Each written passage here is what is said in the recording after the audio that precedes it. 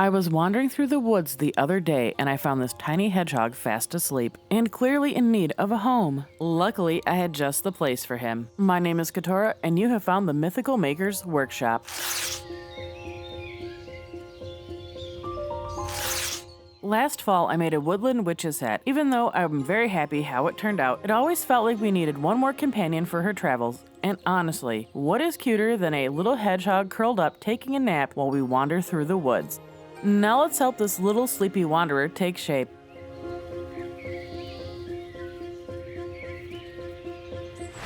To start with the head and legs, I'm not running armature wire all the way through like I have done in past projects. Instead, I'm just making 5 tiny little loops like this and setting them aside for later.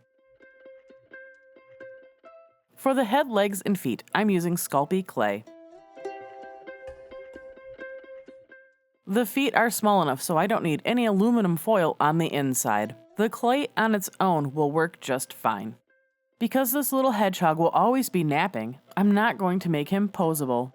Everything is sculpted and felted into a resting position, which makes this project a lot simpler.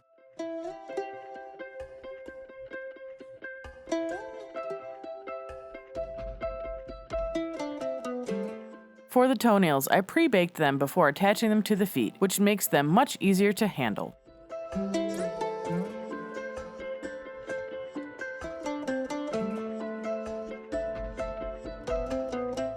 I used a wire brush to texture the legs. For everyone playing along at home, I have a list of the materials in the description below.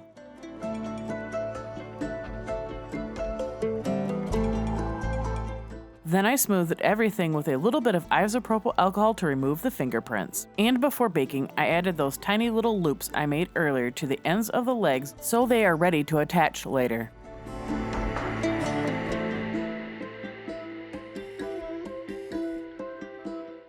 Moving on to the head, I used a little bit of aluminum foil for the base.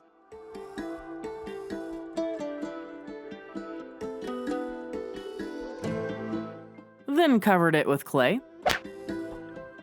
For the eye, I used an old glass bead, and I added the last wire loop to the back of his head.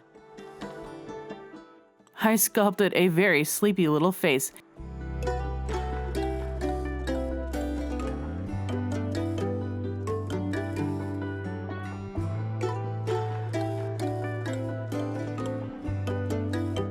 And I chose not to close the eyelids all the way. I left just a tiny sliver showing, because it made him look even more cute to me.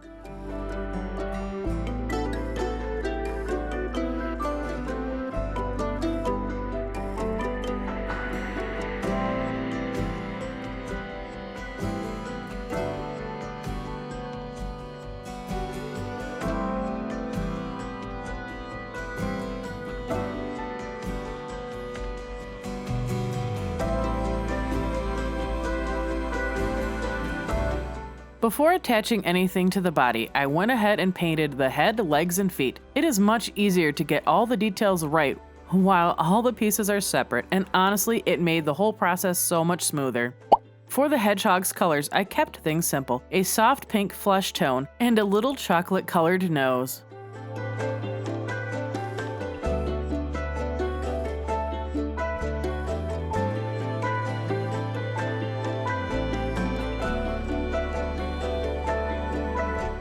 With the painting finished and the pieces looking just right, it's time to bring all the parts together.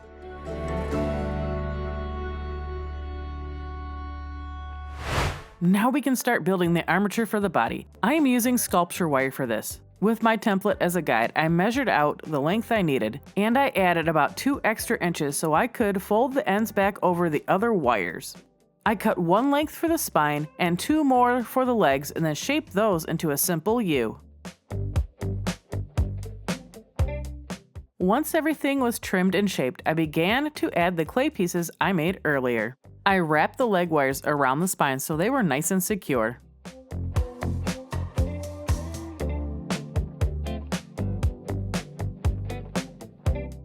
This part is a lot easier than it looks. It is just one of those steps that is hard to film and make look graceful on camera.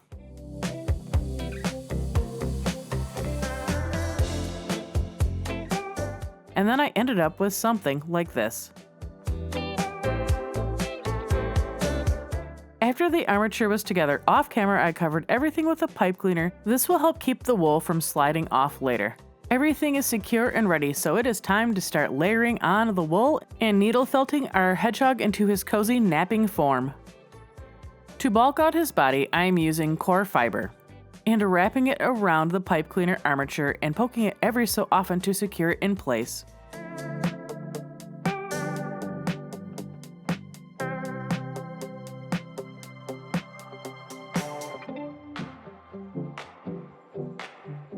After that, I started adding a little bulk where the muscles would be. I'm not sure if this step is strictly necessary since it'll all be covered up with quills and fur later, but it's always good to practice your anatomy, and this will help give the body a nice shape later.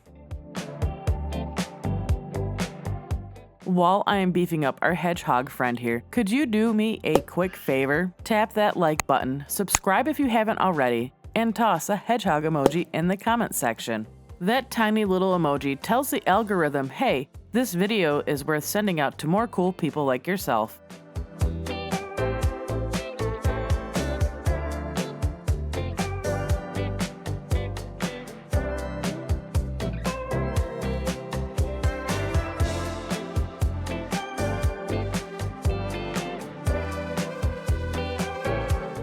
I'm not loving how the pink is looking, and I'm going to fix that before adding any more wool. I'll do that off camera and finish bulking him out at the same time.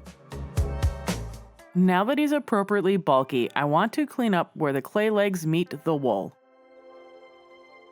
The best way I found to do that is to brush a little bit of PVA glue onto the clay, then add tiny snipped pieces of wool on top. Basically, flocking.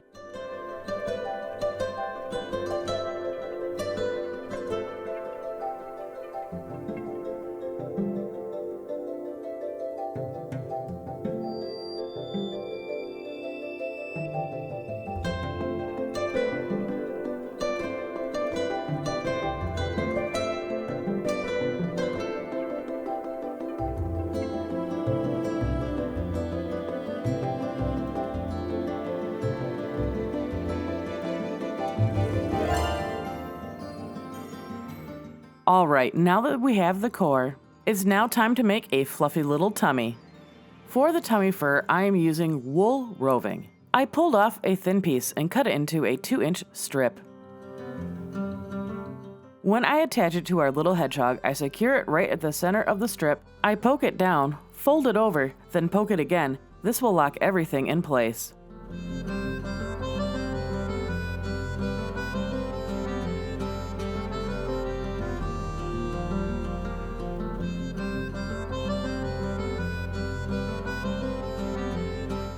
I just gave the excess a rough cut for now. Once everything is laid down, I will come back over and give him a proper haircut.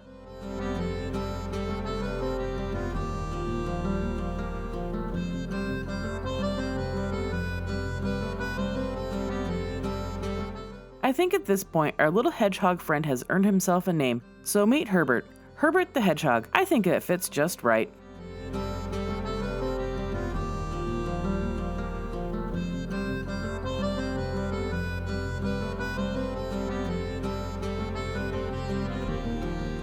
Now that his belly fur is in place, I made a base layer that the quills will attach to later. I don't have the exact wool color I wanted, so I mixed 2 fibers together to get the right shade. Ideally, I would use a fiber blending brush for this, but since I don't have one, I'm just using my needle felting tool to blend them together. And honestly, it worked way better than I thought it would.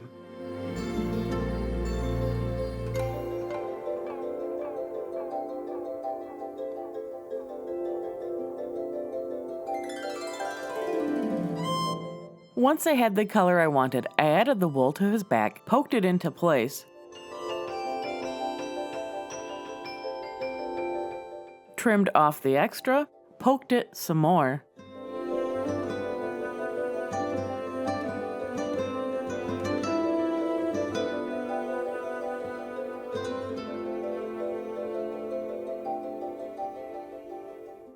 and now we are finally ready to start making the quills.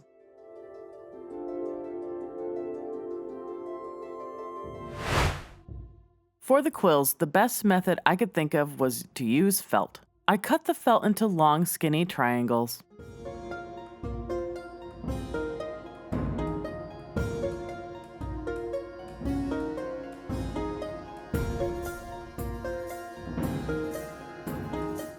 Rolled each one between my fingers to give them a quill shape.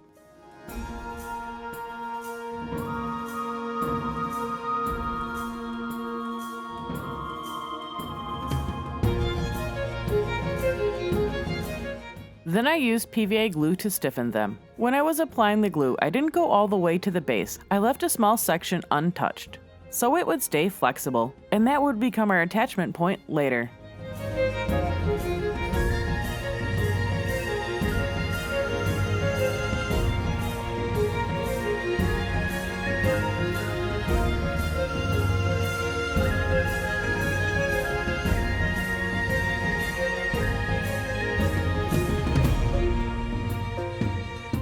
Once everything was dried, I painted the quills with a transparent brown paint.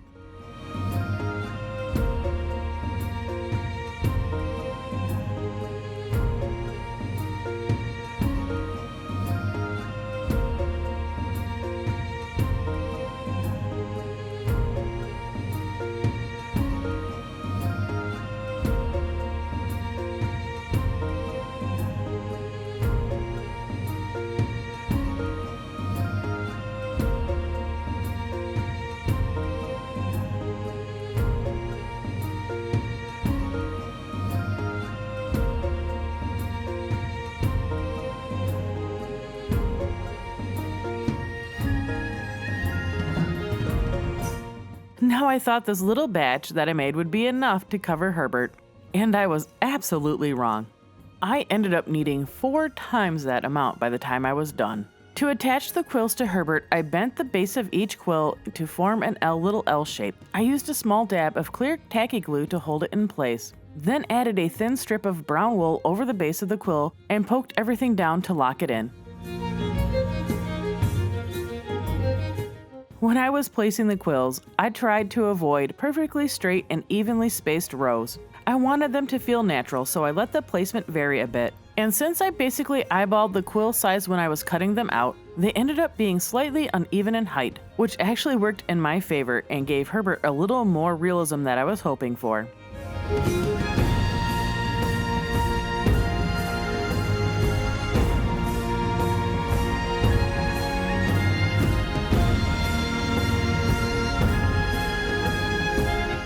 Now that Herbert is sporting a full coat of quills, we can now move on to tidying him up. Time for a haircut and a few more magical details.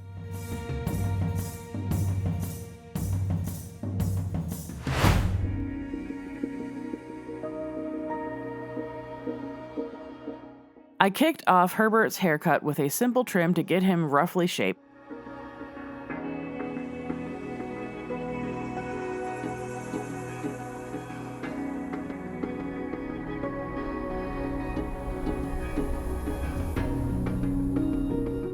Then I brushed him with an old eyebrow brush, went back in with a careful cleanup with the scissors,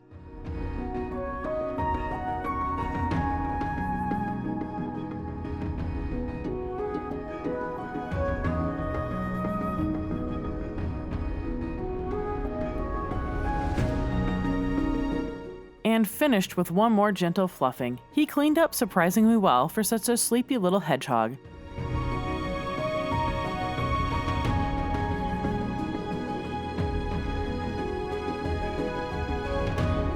After trimming him up, I took another look at the quills and I felt they needed a little bit of a boost. I added a little bit of brown wool between them, poked them until everything looked full and natural.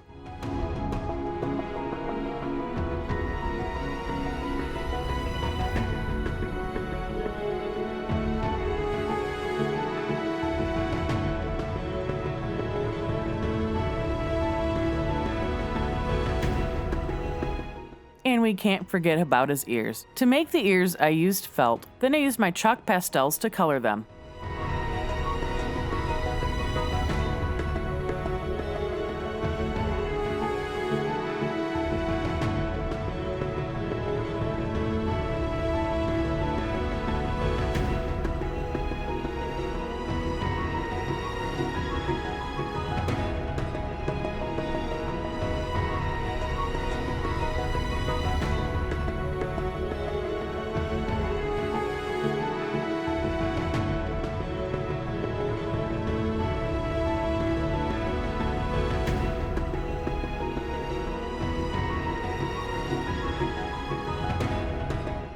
After setting his ears, I gave him a final tidy up. And that's when I realized I still wasn't loving the look of the pink on his face, so I went back in and dry brushed some light brown to tone everything down.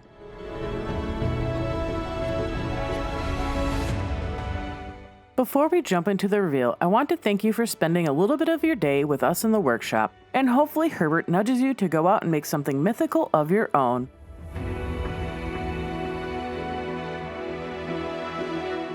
And with that little fix, we are officially ready for the reveal!